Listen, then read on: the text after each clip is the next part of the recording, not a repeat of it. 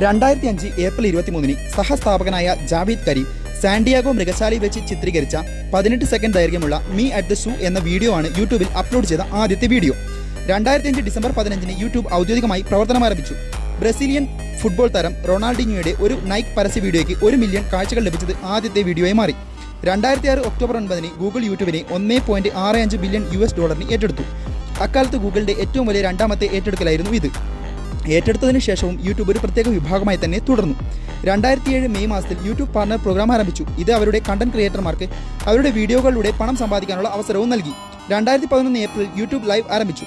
പുതിയ ഫോർമാറ്റുകളായ YouTube shorts, subscription സേവനങ്ങളായ യൂട്യൂബ് പ്രീമിയം, യൂട്യൂബ് മ്യൂസിക് എന്നിവ അവതരിപ്പിച്ചുകൊണ്ട് വളർച്ച പിന്നീടും തുടർന്നു. ഇന്ന് ലോകമെമ്പാടും ഏറ്റവും വലിയ വീഡിയോ പങ്കിടൽ പ്ലാറ്റ്ഫോമും യൂട്യൂബ് തന്നെയാണ്. ഗൂഗിളിന് ശേഷവും ഏറ്റവും കൂടുതൽ ആളുകൾ സന്ദർശിക്കുന്ന രണ്ടാമത്തെ വെബ്സൈറ്റുമാണ് യൂട്യൂബ്. ഇതുവരെ ചാനൽ സബ്സ്ക്രൈബ് ചെയ്യാത്തവർ ചാനൽ സബ്സ്ക്രൈബ് ചെയ്യൂ.